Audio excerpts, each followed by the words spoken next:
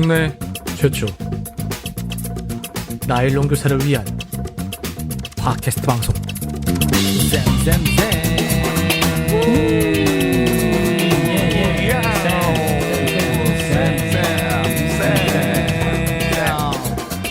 반갑습니다. 반갑습니다. 아이, 반갑습니다. 예. 근데 반갑다고 하기가 좀 그렇다 요즘에 시대가 시대다 보니까 참. 부천 사실 저희 그 제주도 같은 경우에는요. 네. 쿠팡 굉장히 애용 많이 합니다. 특히 저희 제주도는 웬만한 배송품들이 다 그 추가 배송비가 붙거든요. 근데 쿠팡만큼은 로켓 배송이 있습니다. 로켓 배송이 어이구야. 있어 제주도? 네. 물류센터가 있구나. 로켓 배송이 있어서 쿠팡은 제주도에 무료 배송이 되기 때문에 저희 와이프 굉장히 자주 애용했었거든요. 네, 그래서 야, 좋다고만 했었는데 참 물류창고에 계신 분들이 정말 열악한 환경 가운데 코로나19에도 정말 일하고 계셨다는 사실을 알고 참 마음이 아픕니다. 이거는 그 근로자분들을 뭐 탓할 문제는 전혀 아닌 것 같아요, 제 생각에는. 그건 아니죠. 시스템의 문제지. 시스템의 문제지. 그쵸. 그러니까 확진이 되고 이런 상황이 벌어졌을 때 빨리빨리 조치를 취하고 네. 뭐 배송으로 인해서 지연이 발생하는 문제 이런 것들을 해서 뭐 양해를 좀 국민들한테 구하면서 시스템을 올바르게 잡았어야지. 그쵸. 그런데 그렇지 못한 결과가 이번 사태로 나타난 게 아닌가 싶어. 예. 네. 조은쌤, 인천 바로 옆이죠? 그거와 관련돼서 문자를 굉장히 많이 받았습니다. 저희 네. 이번에 제가 또 제가 사는 곳 부평 지역에 9명 확진자가 있다.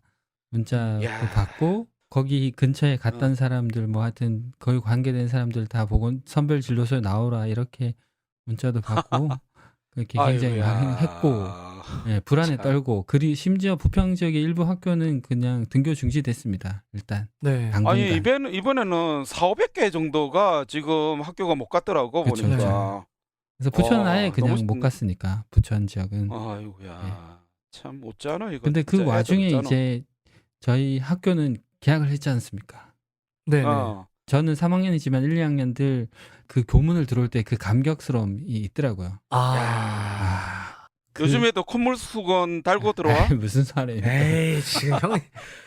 이 형님 너무 올드하다. 근데 예전 아니. 같았으면 부모님이 가방하고 신발 주머니하고 다 들고 교실 앞까지 다 들어왔지 않습니까? 안까지 들어와요. 그렇지. 안까지. 네. 예. 근데 정문에서 이제 애들 잘 가라 그러니까 어떤 애는 엄마하고 떨어지기 싫다 그러고 막 울기도 하고 막 그런 애들도 아이고야. 있더라고요. 아이고, 참. 짠하기도 하고 애들 보니까 너무 맞아. 반갑기도 네. 하고 근데 마스크 네. 쓰고 4시간 동안 선생님들이 앉지도 못하고 한 번도 앉지도 못하고 4시간 동안 마치 10시간 수업하는 4시간을 보내시고 애들 귀가를 시키고 나니 녹초가 되셨더라고 보니까. 아이고야. 얼마나 긴장했겠나 쌤들이. 그렇죠. 쌤도 긴장하고 애들도 긴장하고 네. 그렇지. 교문 양쪽으로 다 밖에서는 긴장했겠다. 학부모도 긴장하고 있고 다 그렇죠. 긴장하고 있습니다. 참. 또 보니까 이제 그렇다고 뭐 그 3, 4, 5, 6학년 선생님들이 놀고 있냐? 그게 아니라 아니죠. 1, 2학년 하니까 교문에서부터 시작해가지고 뭐 급식실이며 다 같이 그냥 다 같이 계약한 거나 마찬가지예요, 사실상. 맞습니다. 네. 그렇지.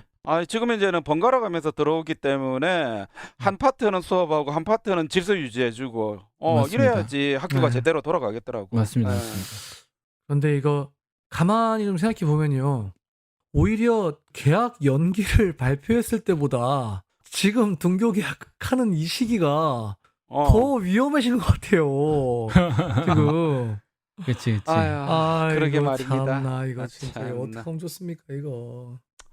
그래도 뭐 시작한 김에 뭐 이렇게 됐든 저렇게 됐든 등교하는 쪽으로 해가지고 사태를 수습하는 게 나는 맞다고 봐. 뭐 학부모들 입장에서는 조금 걱정이 되고 어려운 마음이 좀 있을지는 모르겠다. 그리고 쌤들은 좀 더 힘들지는 모르겠지만 언제까지 학교 문을 이렇게 닫아둘 수는 없잖아. 예. 그렇죠. 그래서 아마 제 생각에는 닫았다 열었다 이걸 반복하지 않을까 싶습니다. 당분간은. 네. 그렇지. 네. 예. 그러나 저러나 이 와중에 아이들이 안전하게 배울 수 있는 건 다 우리 선생님들 덕분입니다. 맞습니다. 그렇지. 예. 이 방송을 들으시는 우리 선생님들 특별히 음. 정말 선생님들 덕분에 아이들이 안전하게 배우고 있습니다. 감사드립니다. 예, 이 말씀 예. 꼭 전하고 싶습니다. 예. 그래서 저희가 오늘도 우리 선생님들 조금이라도 힘내시라고 힘이 되는 방송 네.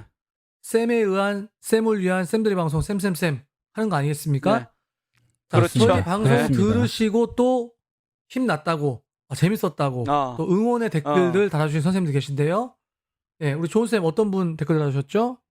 예, 특별히 이분은 제가 읽겠습니다. 예. 네네네네. 뽀고알 이라시죠. 오랜만이시다. 예, 되게 오랜만이시죠. 네. 그래서 저는 되게 반가워서 봤는데 네. 예, 제가 일단 읽어드리고 말씀드리겠습니다. 네. 156회 방송 크크크 재밌게 잘 들었어요. 크크 치훈쌤 등장부터 빵 터졌는데 크크 나쁜 쌤의 구수한 사투리랑 볼벤 소리 이상한 쌤의 지인분이 전하는 메시지까지 듣는 내내 엄청 웃었어요. 재밌고 유익한 방송 정말 감사합니다. 크크 이렇게 보내주셨어요. 정말 감사하네요. 좋네. 근데 네. 뭔가 근데 허전하지 왜? 않습니까? 허전하지 뭐가 않습니까? 허전한데. 꽉 차 있는데요. 뭐가 허전해? 누가 빠져있다 어. 이런 느낌 안 듭니까? 조은쌤 누가 언급 안 빠졌는데? 했다고. 그렇죠. 조은쌤 언급 안 야, 했네요. 또 삐졌네. 우리 삐졌네. 뽀고알님. 섭섭하고. 아이가. 앞으로 원래 존재감 네. 없는 사람이 적은 건 제가 아는데 확인시켜줬다 네. 이런 느낌이 들어서 제가 굉장히 섭섭합니다. 참 이게 말이죠. 뽀고알님 참고하십시오. 이게 좋은 쌤이 굉장히 좋은 쌤인 건 맞는데요. 이 좋은 사람들의 특징이 뭐냐면은 남에게 자기가 잘 해주는 만큼 남도 자기에게 잘해주기를 바라는 이런 기대감들이 은연중에 다 깔려 있습니다. 우리 나쁜 쌤은요. 우리 굉장히 좀 나쁜 말 많이 하지만 그냥 쿨해요 사람이. 근데 우리 좋은 쌤 굉장히 소심합니다. 뽀고알님. 꼭 이럴 때 우리 좋은 쌤 좀 언급해 주세요. 예. 말 그대로 참. 소심합니다. 아이고. 예, 소심해요. 아유, 예. 됐고. 아이고, 내 다음 거 소개할게. 예. 예. 네.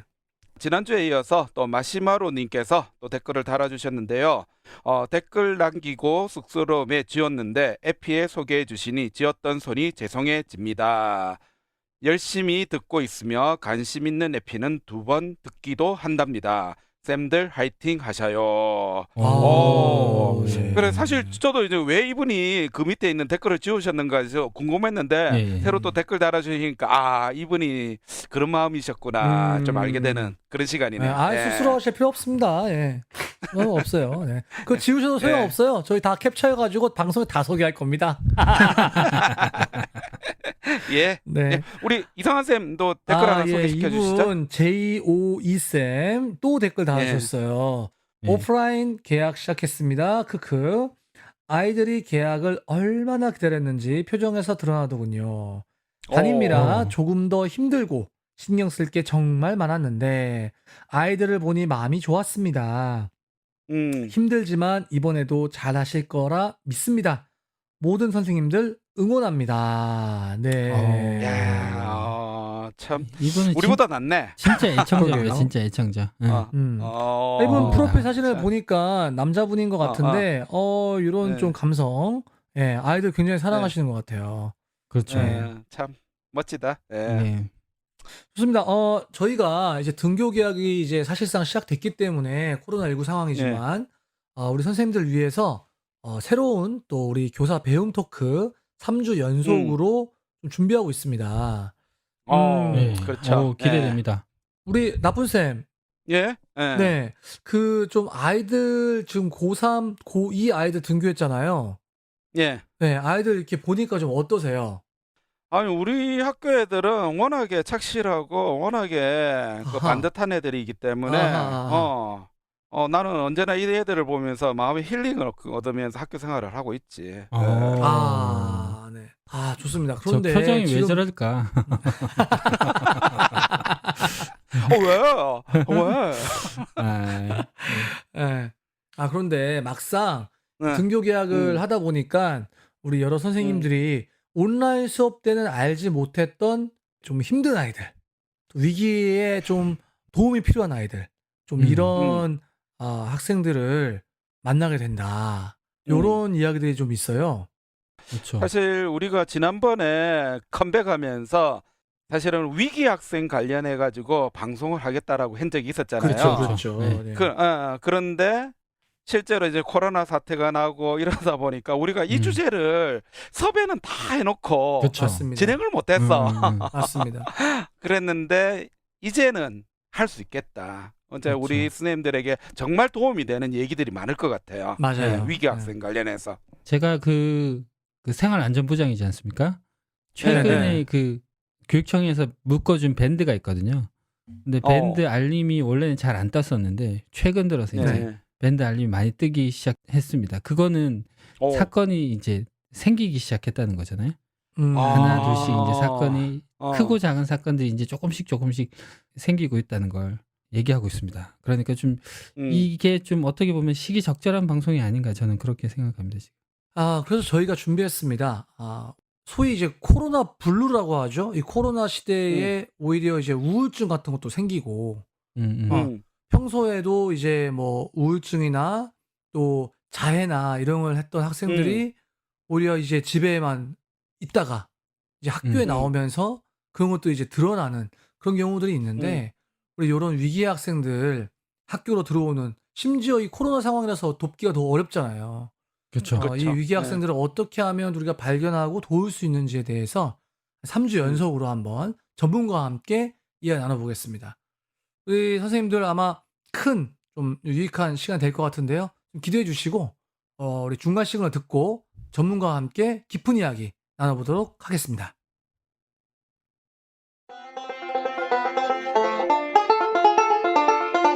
지금 여러분께서는 좋은쌤, 나쁜쌤, 이상한쌤이 진행하는 팟캐스트 방송 쌤쌤쌤을 듣고 계십니다.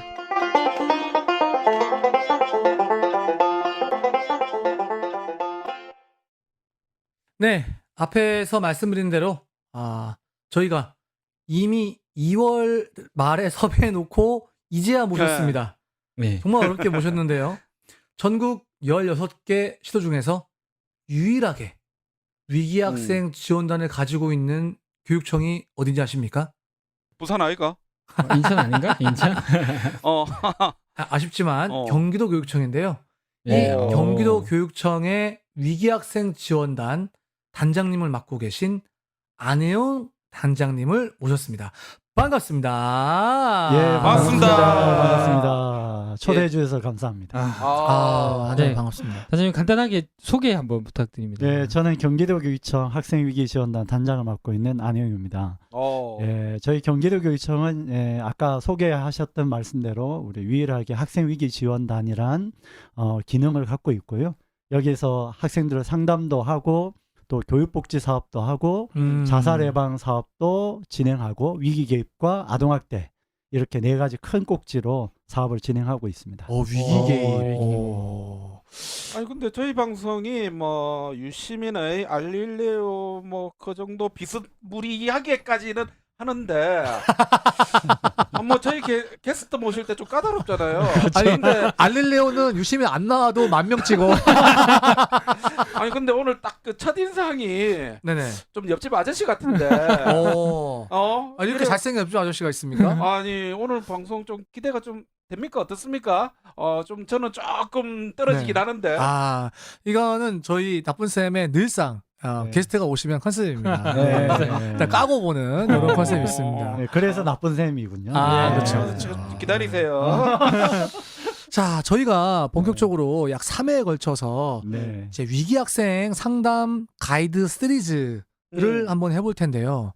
자살, 그리고 자해, 마지막으로는 아동학대, 요렇게 3부작으로 방송을 한번 좀 기획을 해봤습니다. 네. 네. 제가 이 안혜용 단장님 강의를 들었었거든요. 네.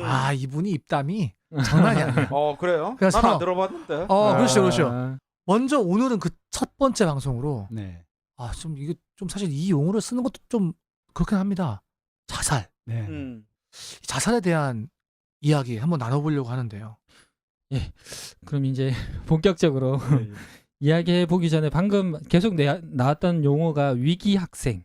요 표현이 되게 많이 나왔는데 사실 위기 학생이라고 생각할 때 좀 스펙트럼이나 이런 것들이 다양할 것 같거든요. 네. 그래서 요거를 맞네. 먼저 단장님이 생각할 때 위기 학생을 어떤 개념으로 잡고 계신지. 이 중요한 개념인데요. 예. 이렇게 위기 학생이란 무엇일까? 예. 저희들이 고민하면서 이렇게 개념 정리하면서 만들었던 용어가 예. 가정적인 요인 또는 학교적인 요인, 친구들의 관계적인 요인, 또 개인적인 요인 이런 위험의 요인을 갖고 있는 학생으로 정리하는데요.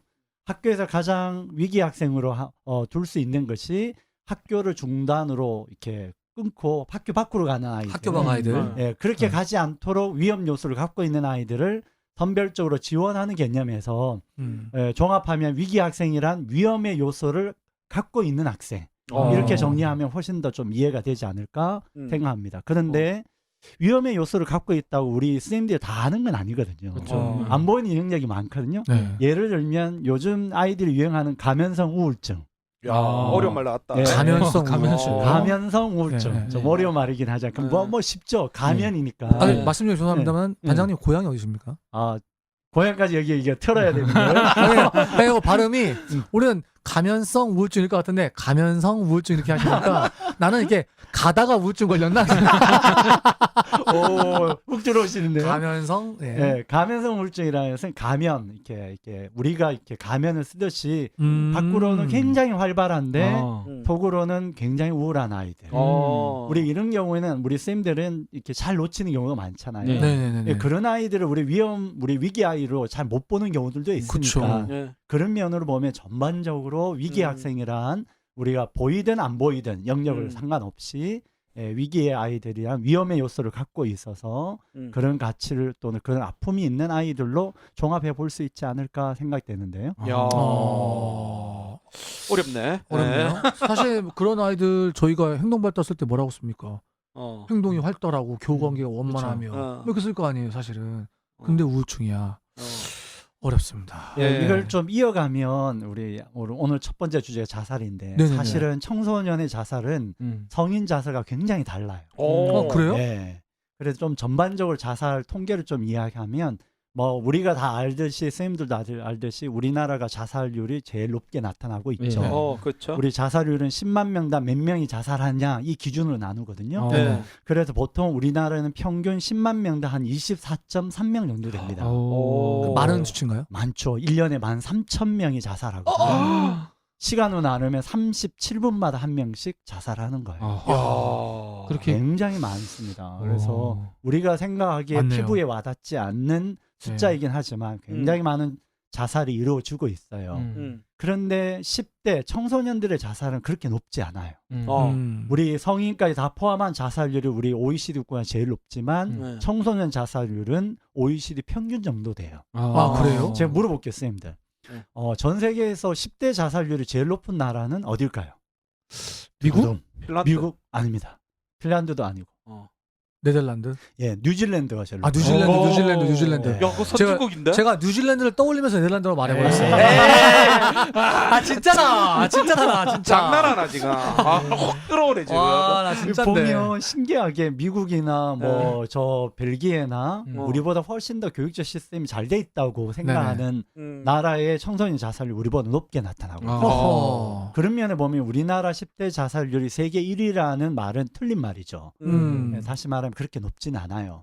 그럼에도 불구하고 지금 최근에 한 3, 4년 사이에 10대 자살률이 높아지고 있는 게 사실입니다. 추세가? 예, 추세가. 다른 모든 연령대 자살은 줄지만 10대 자살만 늘고 있어요. 그 말은 학교 안에서 자살 사건을 경험하는 교사들이 많아지고 있다는 뜻이겠죠. 그래서 지금 교육부 통계에도 보더라도 1년에 한 130, 40명 정도가 자살을 하고 있고 또 나이도 점점 어려지니까 작년 평균의 작년 통계에 보면 초등학교 4학년부터 자살이 시작되고 있어요. 네, 그런 거 보면 전반적으로 지금 10대 자살에 대해서 고민하고 있고 문제에 대한 인식도 좀 높아지고 있는 시점이라고 보면 될 것 같아요. 아니 저도 사실은 과거에 제가 근무했던 학교에서 학생인 한 명이 정말 자살 아이고. 정말 했거든요. 어머나. 그래가지고 학교에서는 이게 다른 학생들에게 또 트라우마로 전달되지 않을까. 되죠. 이렇게 해서 굉장히 고민하고 그래 교육청에 있어서 사람 나오고 그래가지고 애들 상담하는 그런 또 프로그램도 다시 짜고 근데 다행히 학생들이 여기에 대해서 그렇게 독려하지 않고 거기에 대해서 조용히 좀 받아들이는 그런 분위기로 갔는데 실제로 학교 현장에서 얼마나 이런 자살이 이렇게 행해지고 있고 그게 어떤 쪽으로 영향을 미치고 있는지 좀 구체적인 사례를 좀 얘기해 주시면 좋지 않을까. 예, 작년에 우리 경기도 통계는 39명이거든요. 예, 그 학생들이 자살이 이루어졌고 그리고 그 39명의 학생이 자살하고 나서 이 파급 효과는 굉장히 큽니다. 그렇죠. 특별히 작년에 더 예민했던 사건이 연예인 자살이었죠. 그렇죠. 한 네. 연예인이 자살하고 그 다음 주간 일주일 동안에 7명이 자살했어요. 근데 방식은 똑같은 방식. 우리 이걸 가르쳐 베르테르 효과라고 그렇죠, 이야기합니다. 그렇죠. 그만큼 아이들이 민감하게 반응하는 거죠. 그 여자 가수 말씀하시는 예, 거죠? 예, 예. 네네네.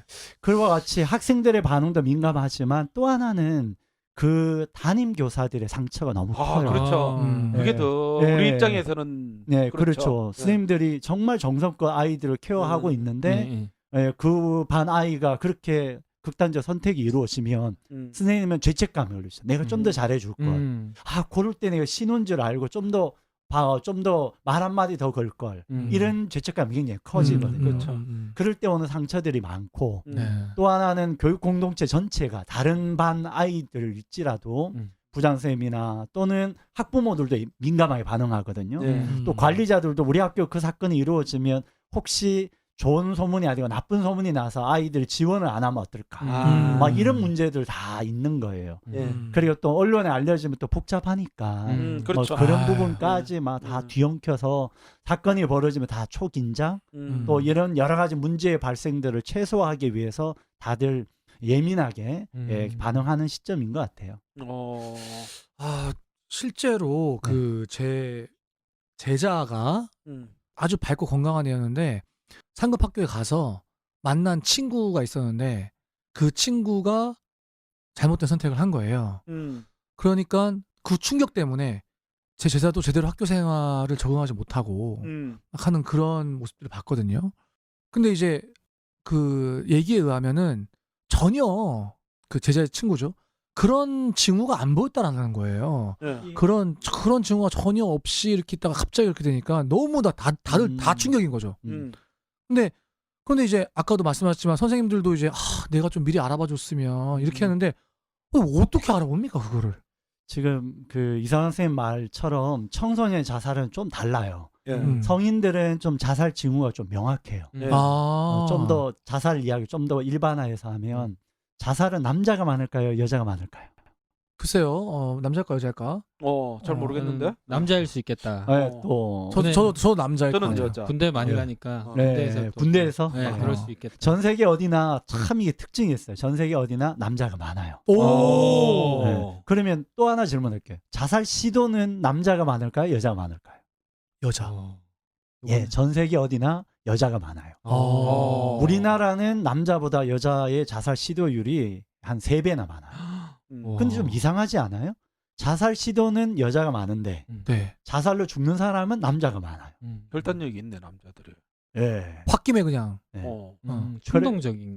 남자들은 계획적이라고 그래요. 그래서 우리 자살 심리학에 보면 남자들의 자살은 굉장히 계획적이고 그리고 성공률이 높다고 말해요. 야 무섭다. 이거 무서운 얘기다. 무서운데. 그렇죠. 그래서 남성들이 모두 다 좀 더 계획적이고 좀 충동적인데 10대 자살로 보면 남자와 여자 비율이 거의 비슷해요.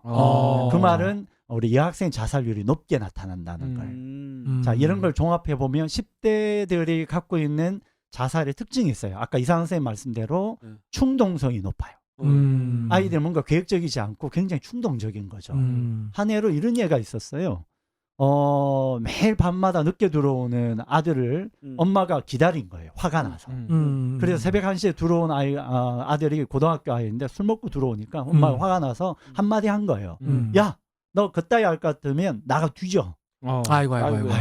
그런데 그 이야기를 듣자마자 그 아이가 바로 베란다에서 야, 투시자. 그럼 어떡해. 그러니까 전혀 상상할 수 없는 일. 그래서 아이들을 우리는 이것을 충동성이 높다 그러고 또 하나는 이것을 방아쇠 효과라고 그래요. 방아쇠. 그래서 청소년 자살은 좀 예측 가능하기 어려워요. 그래서 더 힘든 거죠. 그럼 그거는 어떻게 삽니까? 그러니까요. 그래서 그 엄마의 상처가 너무 큰 상처로 안고 살아가는 경우가 있어요. 아니 그래도 뭐 전문가시니까 좀 딱딱 그 파악을 딱딱 해가지고 우리한테 딱 이런 애들이 있으면 자살할 것 같으니까 막아주세요라고 그런 좀 안을 주셔야지. 갑자기 그렇게 얘기하시면 우리 할 말이 없잖아요. 우리 그럼 무방비인데 우리 어떤 신호를 보내는지. 그래서 제가 왔잖아요. 야, 또 이렇게 야. 뭐야? 이제까지 밑밥이었던 거야? 당연하죠. 이제까지 밑밥이야? 네, 그래서 제가 왔으니까. 그러니까 그러면 단장님 말씀은 일반적으로는 그걸 정말 알아차리기 어렵다. 네, 그래서 그 알아차리는 어떤 특별한 어떤 그런 방법이 있을 수 있다는 그런 말씀이신 거죠? 네, 그래서 네네. 우리가 지금 이렇게 일반적인 입장은 우리 청소년들의 자살의 징후를 파악하기 쉽지가 않아요. 네. 그럼에도 불구하고 우리가 좀 더 팁을 갖고 있으면 그렇죠. 아이들의 문제, 선생님들을 좀 더 이해하면 훨씬 더 도움이 될 것 같아서 오늘 그 팁을 좀 드리기 위해서 제가 여기 온 것 같습니다. 이제 본격적인 방송이네요. 이제. 야, 진짜 뭐 궁금해. 야, 겁나 궁금해. 야, 겁나 궁금해. 빨리 말씀해 주세요. 아니 30분 동안 그럼 우리 뭐 한 건데 이거? 진짜. 네. 원래 이렇게 서서히 시작해야 다가오니까. 알겠습니다. 자, 그러면 이제 본격적으로 좀 우리 아이들에 대한 문제를 특히 이렇게 이거는 꼭 자살로 한정하기보다 우리 위기 아이들의 문제들을 좀 더 빨리 선생님들이 인지하고 도움을 줄 수 있는 방법이 뭘까? 오늘 그 방법에 대해서 좀 알아볼 것 같은데요. 그러기 위해서는 선생님들의 질문이 중요해요. 교사는 학생들에게 해답자가 아니라 질문자이거든요. 어떤 질문을 던져서 그 아이가 어떤 대답을 할 때 이 아이가 어떤 상태인지 파악하는 게 중요해요. 자, 그 전제는 10대 아동 청소년의 특징 중에 하나는 심리 정서적 문제는 신체화로 나타나요. 다시 말하면 바꿔서 말하면 신체적인 여러 가지 특징을 통해서 심리 정서적 문제를 알 수 있다는 거예요. 오호. 그게 중요한 팁입니다. 오호. 그래서 우리는 이 아이들의 어떤 중요한 신체적 특징을 통해서 심리 정서적 문제가 극대화되고 있다는 것을 아는 게 가장 중요해요. 그래서 우리 선생님들이 이 질문 기법 3가지를 갖고 아이들의 상태를 파악하는 게 제일 중요합니다. 자, 선생님 잘 들으세요. 질문 기법 3가지입니다. 질문 기법 3가지. 네. 네네. 자, 시작해 볼까요? 네네네. 첫 번째 질문 기법은 이렇게 시작해야 돼요. 예, 요즘 잠 잘 자니?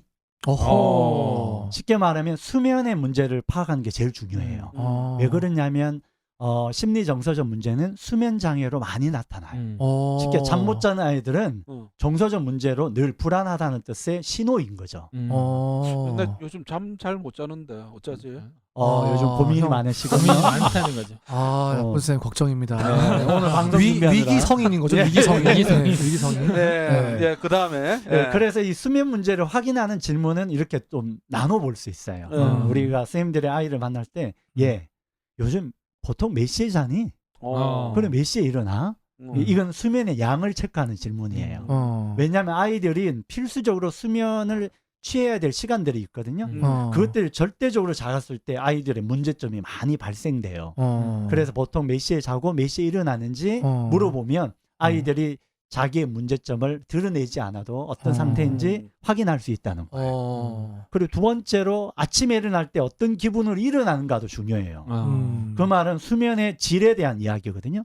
아무리 많이 자도 수면의 질이 좋지 않으면 아이들은 늘 수면 장애로 힘들어하고 있다는 거죠. 그걸 한번 체크해 보는 게 중요할 것 같아요.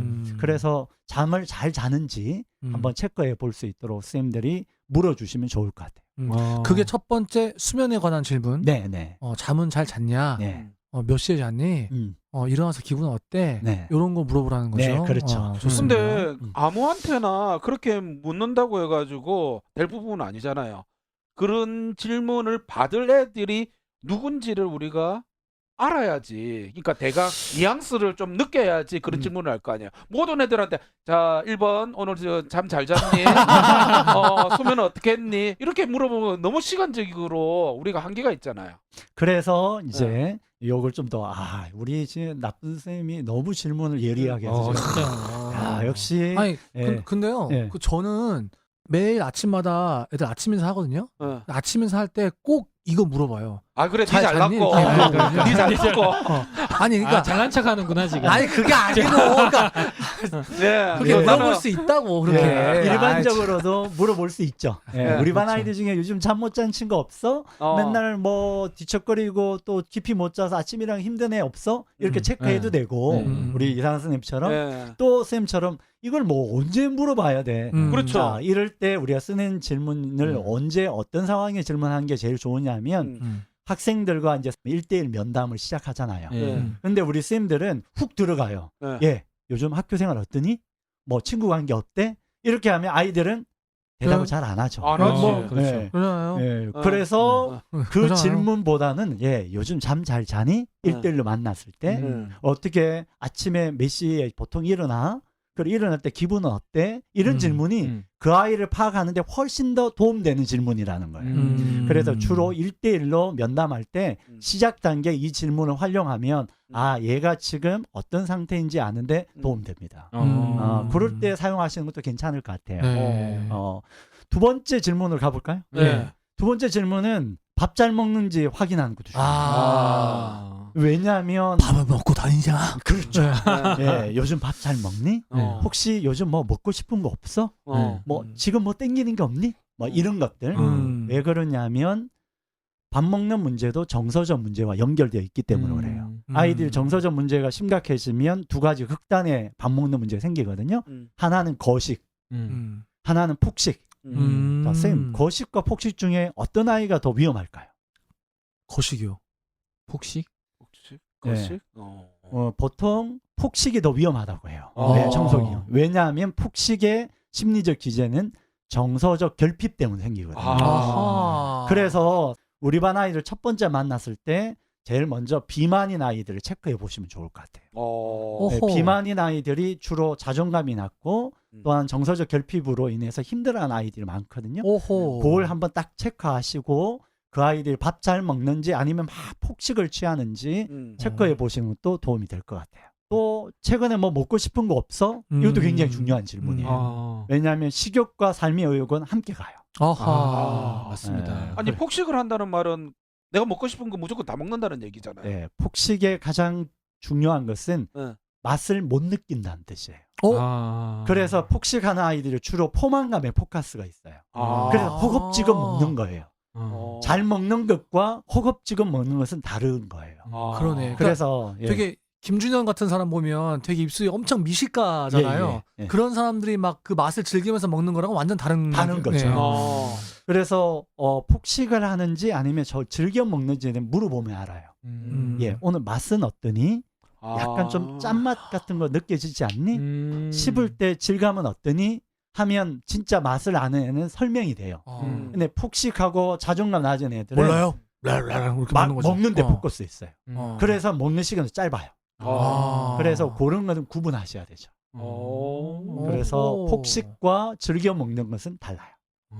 어떻게 보면 행동적인 것들도 우리가 조금 인지할 수 있는 그런 부분도 있네요. 그렇죠. 음. 그래서 왜냐하면 요즘 아이들은 말이 짧잖아요. 네. 짧죠. 아이들한테 질문하면 몰라요. 기분은 어떠니? 없어요? 짜증나요? 뭐 이렇게 대답하는 거예요. 네. 이렇게 단순화되어 있는 것에 아이들은 점점 표현과 감정 표현이 이렇게 단순화되어 있어요. 그래서 우리 스님들이 행동을 보면서 그 아이 심리 정서를 보는 게 굉장히 중요한 팁이에요. 어렵다. 세 번째 뭡니까? 잠 잘 자는 거, 잘 먹는 거. 예. 그다음은요? 세 번째는 기분은 어떠니? 최근에 기분이 어때? 네. 최근이라는 기준도 일주일 안의 기분으로 좁히면 좋을 것 같아요. 이번 주에 기분이 어땠어? 그럼 아이들은 뭐 기분이 좋았어요, 우울했어요 이렇게 묻거든요. 답해왔거든요. 네. 그럴 때 그 다음 질문이 중요해요. 혹시 무슨 일 있었니? 이 말의 가장 중요한 질문의 포커스는 사건에 있는 거예요. 학생들은 감정의 변화 뒤에는 사건이 동반이 돼요. 그걸 우리는 촉발 요인이라 그래요. 자, 선생님들은 꼭 기억해야 될 것은 아이들의 감정에 민감하기보다 그 아이의 감정을 변화시키는 어떤 사건이 있는가에 포커스를 맞추는 게 훨씬 더 도움이 될 것 같아요. 오, 그래요. 네, 네. 그래서 이 세 가지 질문, 잠 잘 자는지, 밥 잘 먹는지, 그리고 최근 일주일 동안 기분은 어땠는지, 네. 이것이 그 아이의 위기의 심리적 위기 상태를 진단하는 중요한 체크리스트 또는 질문 기법이 될 것 같아요. 이거 한번 해보면 안 될까요? 해볼까요? 네, 한번 해보면 좋겠어요. 네. 제가 위기 학생 한번 하겠습니다. 네. 네, 네. 물어볼게요. 네. 예, 요즘 잠 잘 자니? 그냥요. 보통 몇 시에 자고 몇 시에 일어나? 그냥 뭐 일찍 잘 때도 있고 늦게 잘 때도 있고 늦게 잘 때는 뭐 1시, 2시? 일찍 잘 때는 뭐 9시도 자고 그래요. 그렇구나. 네. 그럼 늦게 잘 때 보통 뭐 하니? 그냥 폰 하죠. 핸드폰 하고 놀다가? 네. 그러니까 아침에 일어날 때 기분은 어땠니? 아, 일어나기 싫어요. 짜증나고. 네, 짜증나요. 네, 학교 가는 시간에 막 촉박하고. 네. 그리고 혹시 최근에 뭐 악몽이나 그리고 꿈꾼 거 없어? 아, 그럼 선생님 왜 이런 거 왜 물어봐요? 꿈이 궁금해서. 어떤 꿈을 꾸는가 궁금해서. 좀 자꾸 어떤 떨어지는 꿈 이런 거. 아, 그렇구나. 요즘 뭐 힘든 일 없니? 몰라요. 학교 생활은 어때? 다니기 싫죠. 이러면 이제 이 이상한 친구는 많이 힘들구나라고 쌤 인지하면 되죠. 진짜 힘들어졌어 내가. 진짜 힘들었어. 진짜 힘들었어. 이게 털리네요 은근. 내 상태가 털려. 술술술 얘기 나오네. 무섭네 이거. 아니 위기성인 아닙니까 지금 이제? 지금 위기성인입니다. 위기성인. 좋습니다. 그런데 듣다 보니까 정말 계속 궁금해지는데 그 자살하는 애들 왜 자살을 하는지 도대체 원인부터 좀 근본적으로 궁금해지거든요. 왜 애들이 자살하는지 요거 좀 알려주세요. 참 어려운 질문이에요. 제가 이 일을 할 때마다 계속 물어요. 많은 사람이 대체 왜 죽어요? 이런 질문. 사실은 사람의 죽음은 여러 가지 복합적 요인의 결정체죠. 한 가지 요인으로 다 단정할 수는 없어요. 그 대신 저희들은 추정하는 거죠. 왜냐하면 그 친구에게 다 물어볼 수 없었기 때문에. 근데 저희들이 약간 통계로 보면 가장 많은 요인으로 지목되어 있는 것이 가정적 요인이에요. 그리고 또 하나 두 번째는 아이들 성적에 대한 이야기도 많이 하고 있고요. 또 관계에 대한 이야기도 하고 있고 또 더 큰 원인을 보면 정확한 원인을 알 수 없다라고 대답해요. 그래서 이제 국가적으로는 이걸 가리켜 심리 부검이라는 단어를 써요. 자살한 심리 부검. 자살한 친구들을 심리적으로 어떤 원인에 의해서 죽었는지 한번 살펴보는 과정이에요. 근데 우리나라는 그것을 알기가 참 쉽진 않죠. 근데 제가 볼 때 임상적 학교 현장에서 만나본 경험으로는 복합적이다. 첫째. 두 번째로 관계로 인하여 아이들이 참 힘들어하는구나. 그리고 또한 아이들이 지금 우리 사회적으로 성적과 학교 생활 이런 것들로 인해서 압박감이 크구나.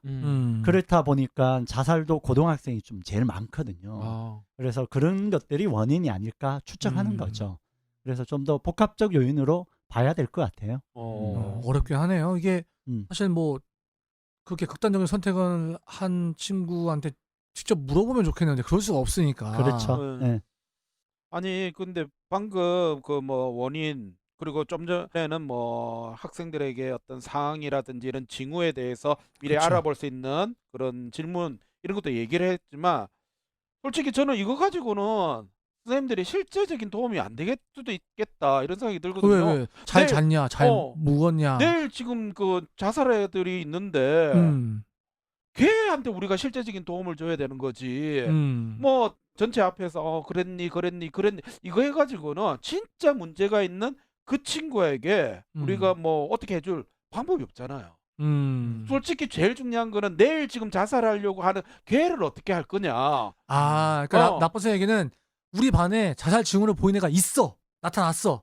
걔 어떻게 할 거냐. 그래서 제가 왔지 않습니까? 역시. 좋습니다. 역시 이렇게 저를 부른 목적이 분명해지네. 너무 시원시원하고 좋습니다. 과연 그런 징후가 보이고 느낌이 있어요. 선생님들도 교직 경험 생기다 보면 그쵸. 아이들의 그런 느낌이 들어와요. 그때 교사들은 어떻게 도와줄 수 있는가. 이걸 우리가 보통 자살 쪽에서는 게이트 키퍼 역할이라고 해요. 게이트 키퍼란 말은 문지기란 역할이죠. 그렇죠. 그런 위기 아이들을 문지기 역할로 그 아이들을 딱 붙들 수 있는 방식에 대해서 오늘 좀 구체적으로 좀 설명하면 좋을 것 같습니다. 좋네요 진짜. 네. 자, 우리 아이들이 이렇게 심리정서적으로 불안하고 또 만난 아이 중에 왠지 모르게 느낌상 아이들이 힘들어하는 아이들이 있어요. 근데 우리가 조금 더 들여다보면 선생님들이 1년 동안 우리 반 아이들 중에 꼭 관심 있게 지켜봐야 될 진짜 고위험군 아이들 대상이 있어요. 먼저 그걸 찾는 게 중요해요. 아까도 말씀드렸듯이 보편적으로 아이들 잘 드러나지 않지만 그래도 드러나서 좀 더 챙겨야 될 아이들이 있거든요. 그 아이들이 어떤 부류에 있는 아이들인가를 좀 먼저 아는 게 제일 중요할 것 같아요. 자, 우리 쌤들 학생들과 상담하다가 꼭 기억해야 될 아이는 어떤 아이냐면 상실의 아픔이 있는 아이들이에요. 상실의 아픔. 예, 상실이란 말은 잃어버린 거잖아요. 네. 그 중에 가장 힘든 아이들이 어떠냐면 가족 중에 자살을 경험한 아이들이 있어요. 예, 이걸 좀 더 다른 표현으로 우리는 이렇게 표현해요. 생존자라고 표현해요. 생존자. 살아남은 거죠. 가족 중에 자살을 경험한 아이들은 그 생존자로서 상처가 굉장히 심해요. 그래서 모든 학자들에 의하면 생존자들이 일반인보다 자살할 확률이 10배나 높아요. 그러면 아이들 중에 혹시 부모의 자살을 경험했든지 네. 형제들의 자살을 경험했든지 가까운 사람의 자살을 경험한 아이들은 선생님들 좀 챙겨보시고 그 아이는 고위험군 아이다 생각하시고 그 아이들을 잘 체크하는 게 굉장히 중요해요. 두 번째 상실의 아픔이 있는 아이는 어떤 아이냐면 1년 사이에 가족의 죽음을 경험한 아이예요. 그러니까 죽음을 경험하면 아이들이 죽음에 대해서 생각하고 또 죽음을 결단하는 극단적 선택으로 가는 결단을 쉽게 할 수 있는 위험 요인을 갖고 있다는 거죠. 그래서 이런 두 부류의 아이들은 선생님들이 좀 체크하시고 그 아이들의 변화에 대해서 민감하는 게 좀 필요해요. 그래서 이런 아이들에 대해서 선생님들이 관심 있게 지켜봐야 된다고 생각하시면 좋을 것 같아요. 첫 번째는 가족 중에 누군가 자살했다. 예, 이런 아이. 또 두 번째는 1년 안에 가족 중에 뭐 사고라든지 아니면 뭐 여타 이런 걸 가족 중에 가족을 잃은 그런 친구들은 저희가 좀 유심히 살펴봐야 된다. 근데 제가 이제 나쁜 질문은 그런 아이를 만났는데 어떻게 상담할까? 어떻게 상담해줘야 되나? 어떤 도움을 줘야 되나? 이거였거든요. 네, 이제 가려고요. 마음이 급하시네요. 급합니다. 왜냐하면 우리가 어떤 아이일지라도 특히 위험 요소가 굉장히 많은 아이들은 조그만 요인이 닥쳐도 훨씬 더 크게 반응할 수 있거든요. 그 아이들은 우리가 늘 기억해라는 뜻으로 말씀드렸고 이제 본격적으로 그런 아이 만났을 때 선생님들이 어떻게 해야 되냐. 네네네. 그런 아이를 만났을 때 우리 선생님들이 1대1로 만나서 이제부터 그 아이를 상담한다고 생각하시고 네네. 이렇게 하면 됩니다. 네. 예, 혹시 너 요즘 자살에 대해서 생각하고 있니? 오, 훅 들어오는데? 훅 질문하셔야 돼요. 오. 우리가 생각할 때 이렇게 그 아이가 만약 이런 질문하면 상처받고 혹시 그냥 일반적으로 생각 안 해도 자살 생각하지 않을까?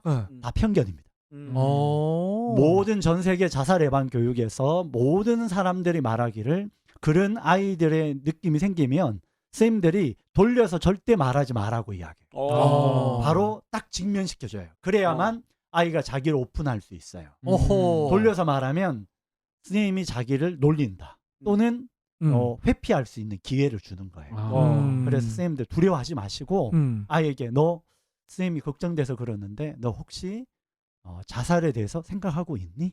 하고 질문하셔야 돼요. 야, 이거 아니 가족 중에서 누군가 자살을 했어. 근데 그 아이를 앉혀놓고 너 혹시 자살을 생각하고 있니? 이렇게 물어보라는. 네네. 야, 그러면 아이들이 반응을 합니다. 어떤 애는 아니요 그런 생각 안 했는데요. 그러면 선생님들이 좀 더 이렇게 반응해 주면 돼요. 아 그랬구나.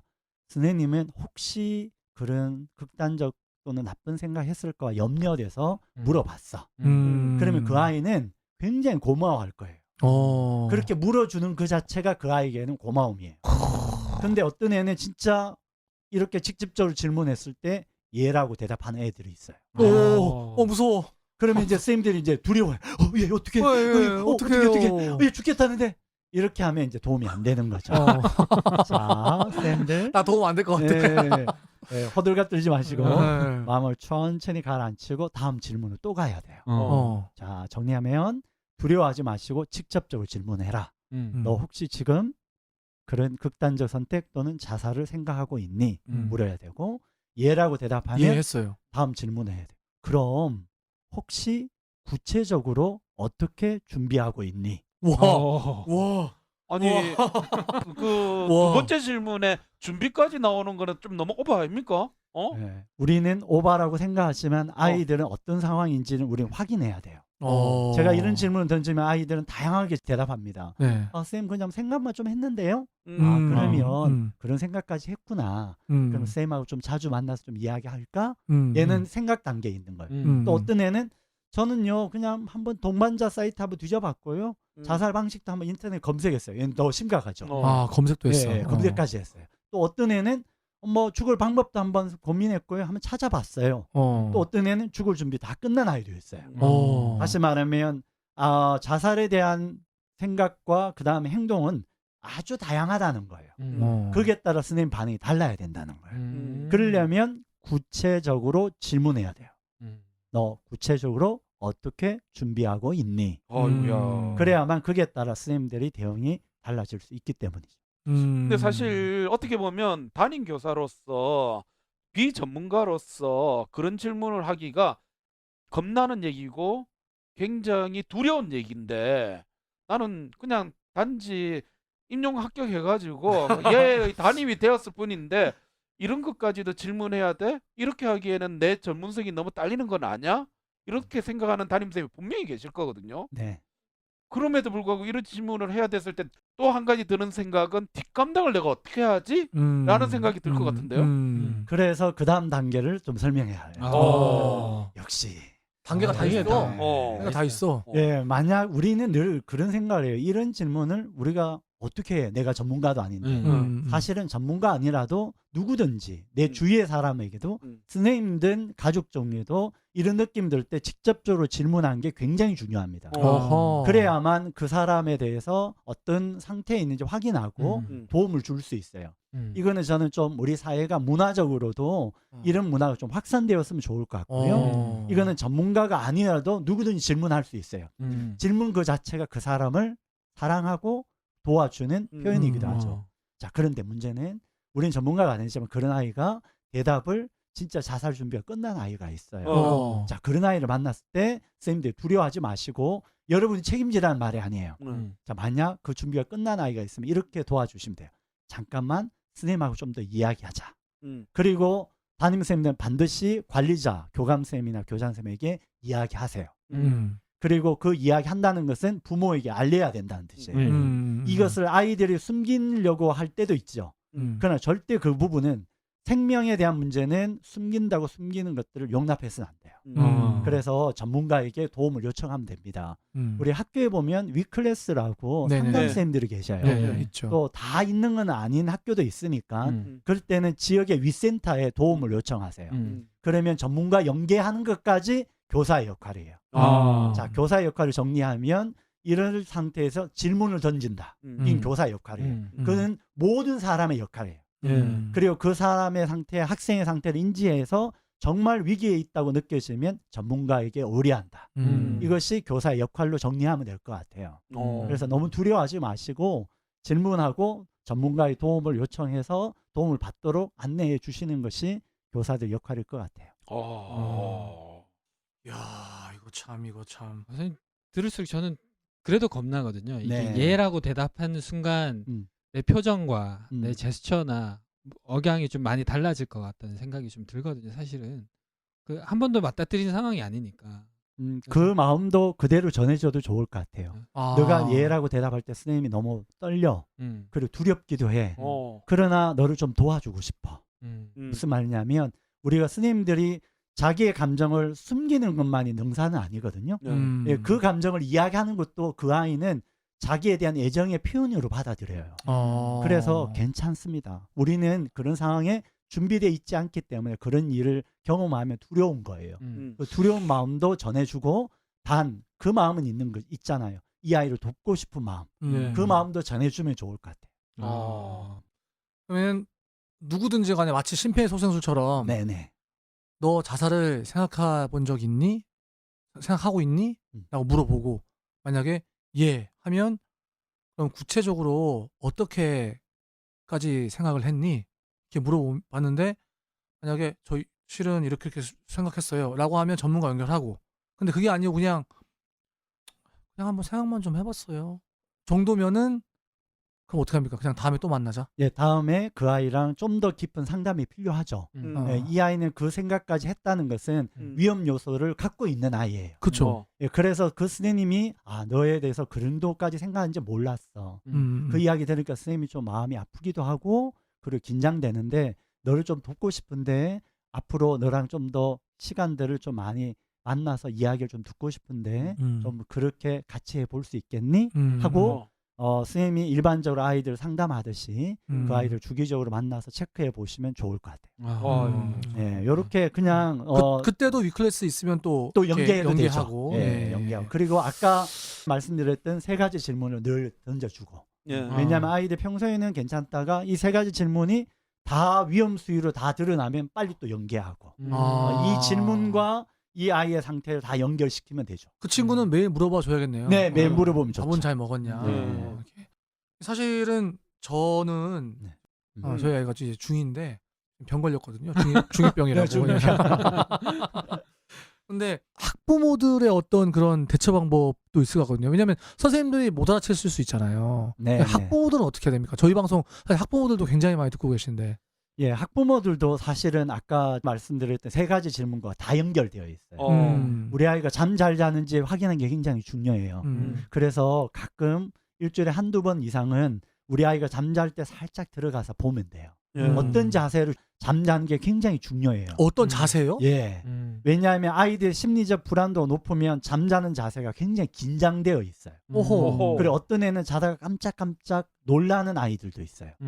그런 아이들을 부모들이 좀 더 그 아이를 살펴보고 혹시 그런 아이가 약간 경기같이 좀 불안해서 위축되고 잠자는 모습을 보이면 살짝 들어가서 손을 가슴에 대고 살짝 눌러줍니다. 그러면 이 압박감이 안정감을 줘요. 그래서 편안하게 긴장이 릴렉스 되면 아이가 좀 더 편안한 상태에서 자고 나서 스트레스가 풀리는 경우가 있어요.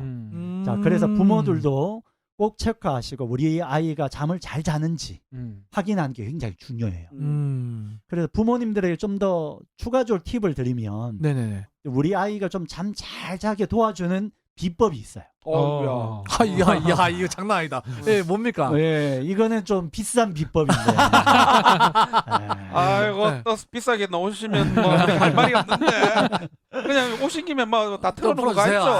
이거 뭐 이렇게 출연료도 뭐 거의 없다고 하는데 이런 식으로 그냥 저를 털어먹으시네요. 잠자는 아이들이 수면을 잘 취하기만 해도 청소년의 스트레스 한 90-80%는 없어져요. 맞아요. 예, 그래서 잠 잘 자는 게 굉장히 중요해요. 근데 많은 아이들이 수면 문제가 생기고 있어요. 그러면 어떻게 수면에 도움되는가 2가지 비법을 가르쳐 드리겠습니다. 첫 번째는 어머님들 잘 들으십시오. 수면 비법 2가지입니다. 어머님 잘 들으세요. 어머님만이 아버님도 다 하셔야 돼요. 잘 들으세요. 예, 부모님들. 첫 번째는 아이들이 잠자는 그 방에 잠자기 전 30분 전에 아로마 향 중에 수면에 도움되는 향들이 있어요. 그걸 좀 뿌려 놓으세요. 은은하게 냄새가 배이면 그것이 뇌에 자극되어 있는 이 활성화를 이완시켜 줍니다. 그래서 수면에 도움이 돼요. 이 질문하면 꼭 누군가 물으세요. 어떤 향이 좋은지. 어떤 제품을 써야 되는지. 예, 그렇죠.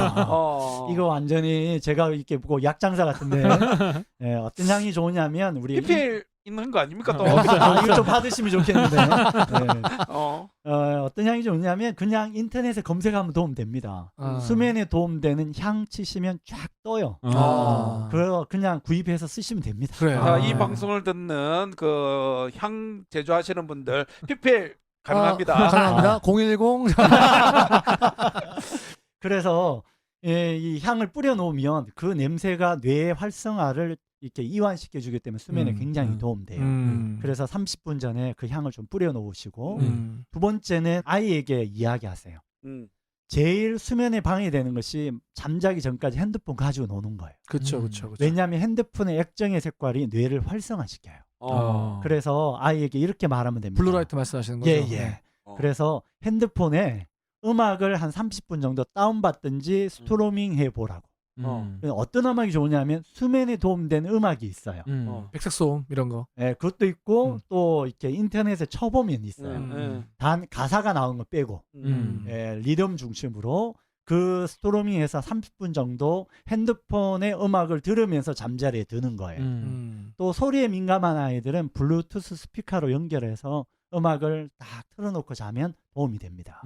그래서 종합하면 잠자러 들어가면 아로마 향을 냄새를 맡고 그리고 내 핸드폰에서 들려오는 음악을 들으면서 수면에 취하면 훨씬 더 수면이 도움돼요. 이거 내가 해야겠다. 내가. 근데 솔직히 이거는 조금 애들이 좋아하지는 않을 것 같은데 그래요? 그 핸드폰에 게임하다가 자야지 누가 노래 듣다가 자노. 애들은 그걸 안 할 것 같은데. 그거 해라고 엄마가 소리 지르면서 야, 너 잠자기 전에 그거 막 틀어야 돼 이렇게 하다 보면 더 싸움 나지.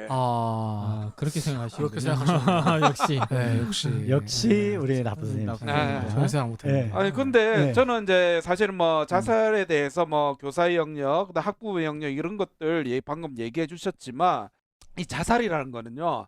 진짜 말 그대로 이제 생명과 관련된 부분이라서 우리가 선뜻 어떻게 하기가 쉽지 않은 부분이 있을 수밖에 없거든요. 두렵죠. 결국은 이거는 전문적인 치료의 영역으로 가야 되는 부분이 있지 않는가 이런 생각도 드는데 거기에 대해서 어떻게 생각하세요? 그러니까 저희가 아까 같은 질문으로 심폐소생술은 했어. 네. 질문해가지고 게이트키퍼 역할은 좀 하는데 근데 그런 애들은 나중에 또다시 시도를 하잖아요. 결국에는. 그러니까 결국 치료가 필요한 게 아닌가. 네. 그런 건 우리가 좀 어떻게 좀 연결을 해줘야 되나. 그래서 치료가 좀 필요한 건 사실입니다. 네. 그래서 조금 시스템적으로 우리 네. 국가적 시스템으로 이런 아이들에 대한 정신건강적 입장에 치료적 개입이 필요한 것도 사실이어서 저희 경기도교육청은 병원형 위센터 4개를 만들었어요. 병원과 연계해서 아이들 치료 개입을 전문적으로 할 수 있도록 병원형 위센터요. 예, 병원형 다른 교육청에도 있나요 혹시? 거의 없죠. 그러면 뭐 그거는 우리한테 도움 안 되겠구만. 네, 그래서 저희들 병원 치료가 필요하다는 걸 전제로 하고 있어요. 그래서 아이들에게 소아청소년과에 가서 심리 검사나 그리고 그 아이에게 약물 투여가 필요하면 약물 투여하고 그리고 또한 약물 투여만으로 해결될 수 없거든요. 그러면 심리 정서적 상담 기법도 같이 병용하는 것. 다시 말해 우리나라는 정신과 치료에 대해서 너무 문턱이 높아요. 그렇죠. 우리 스님들 제일 힘들어하는 게 그런 거잖아요. 아이가 정말 치료가 필요한 아이인데 아이가 거부한다든지 그렇죠. 아니면 부모가 거부하든지 거부하죠. 이런 경우들이 그래서 초기에 빨리 치료 개입이 늦어져서 문제가 더욱더 커지는 경우가 많거든요. 조금 이런 치료 개입에 대해서 좀 문화가 좀 바뀌어서 아이들이 적극적으로 치료할 수 있도록 도우면 좋을 것 같아요. 그래서 지금 교육부에서 주최하고 교육부가 하고 있는 것이 치료비 지원 사업도 있거든요. 네네네. 그래서 이거는 뭐 시도교육청 편차가 없어요. 네. 모든 시도교육청 우리 선생님들이 이 아이는 꼭 치료가 필요해. 근데 어떤 아이들은 자꾸 핑계대죠. 뭐 돈이 없었어요. 비용이 없어요. 그러면 국가에서 교육부에서 치료비 지원한다. 1인당 300만 원까지 지원이 이루어지거든요. 맞아요. 네, 그래서 치료비 지원하니까 받아서라도 가보자. 그렇게 좀 안내도 해주는 것도 좋을 것 같아요. 그리고 또 하나는 병원 간다고 해서 빨리 효과가 나타나지 않아요. 제가 선생님들에게 좀 팁으로 드리면 학생들 중에서 치료 개입을 시작하면 선생님들은 꼭 체크하시면 좋을 게 하나 있어요. 뭐냐면 아이들이 약을 받아와서 약 먹는 아이들이 있거든요. 네네네. 그럴 때 꼭 약물 일기를 쓰게 하는 게 좋아요. 약물 일기요? 예. 약물 일기라는 게 뭐냐면 약을 언제 먹었는지, 약 먹고 나서 어떤 변화가 있는지 이거 짤막하게 기록하는 게 중요해요. 이거 여성분들 그 다이어트 일기랑 비슷한 것 같은데요. 빙고 맞습니다. 네. 왜냐하면 아이들이 자꾸 이게 정신과 약은 때를 놓쳐서 제 시간에 안 먹는 문제 때문에 많은 문제가 생기거든요. 특히 정신과의 약은 반드시 정시에 지켜서 약 먹는 게 중요해요. 그리고 약 먹고 나서 변화를 적어놓은 그 약물 일기를 일주일에 한 번 의사 선생님 만날 때 반드시 보여줘야 돼요. 그래서 약과 이 학생과 약이 어떻게 맞는지 확인하는 게 굉장히 중요한 단계입니다.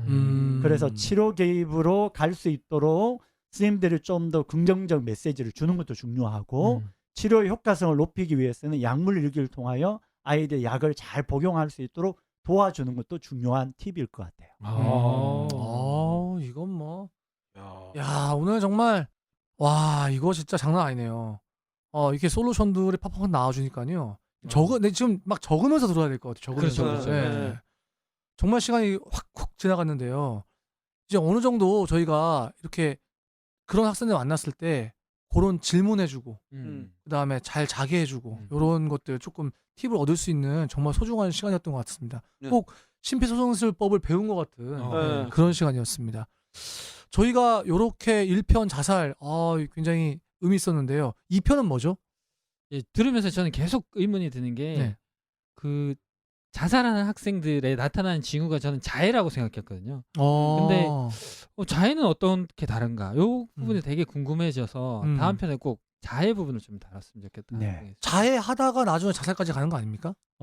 그거는 다음 편을 기대해 주시죠. 야, 이거 예. 좋습니다. 자, 우리 좋은 쌤, 나쁜 쌤, 오늘 우리 안혜영 단장님 모시고 자살에 대한 이야기 들어봤는데, 예.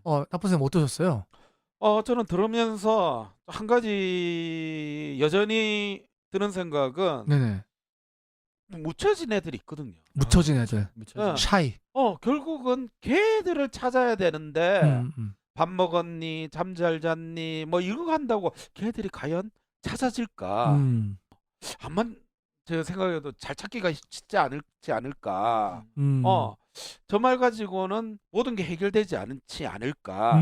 그런 의구심과 함께 다음 시간에는 요 부분에 대해서 좀 더 물건 뜯고 늘어져야 되지 않을까? 이런 생각이 좀 들었어요. 나쁜 쌤 그 매일마다 아들 아침 인사 하세요. 아침 인사 이렇게 한번 허깅하면서 됐거든요. 네네. 참 이렇게 예, 우리 힘듭니다. 예, 다음 우리 좋은 쌤 어떠셨어요? 예, 저는 그 딱딱딱 짚어주는 거 여기 그 대사를 여기에다가 뭐 코팅 하나 해서 그러니까 책상 위에다가 책상 위에 붙여놓고 붙여놓으면 싶어 진짜. 붙여놓고는 이렇게 수첩이나 어디 기록해놓고 그거를 네. 좀 계속 내면화해서 좀 상시적으로 쓸 수 있도록 해야 되겠다. 이렇게 방송 듣고 여기 지나가 버리면 뭐 안 쓸 것 같아요. 까먹으니까. 까먹으니까. 그리고 네. 좀 제가 생활안전부장으로 정리를 해서 여기에 올려놓을. 선생님들에게 학교 선생님들에게 이렇게 간단하게 아주 간단한 멘트로 다짐하는 의미에서 적게 다짐하는 의미에서 여기에 올리도록 하겠습니다. 예. 학교가 어디시더라고 했죠? 우리 이거는 다음 시간에 한번 점검 점검해 들어가봐요. 보죠. 네. 하셨나 안 하셨나. 네. 네. 예. 예. 우리 단장님, 저희 이렇게 좋은 쌤, 나쁜 쌤, 이상한 쌤, 쌤 오늘 첫 출연하셨는데요. 예, 함께 우리 자살편 녹음 한번 해봤습니다. 어떠셨어요?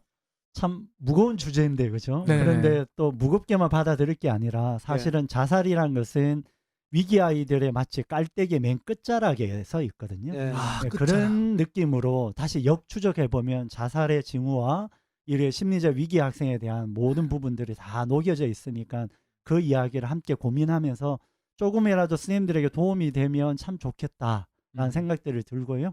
그것이 또한 우리 미래를 만들어가는 출발이 아닐까 생각하면서 이야기 나누는데 저도 많이 생각하게 되고 또 어떻게 좀 이것을 선생님들이 잘 알아듣게 표현해야 될까 고민하는 자리였습니다. 아주 즐겁기도 하고 또 소중한 시간이었습니다. 감사합니다. 예. 사실 저희가 이거 녹음하면서 그런 얘기들 많이 했습니다. 이 주제를 다루면서 막 우리가 웃으면서 얘기해도 되냐?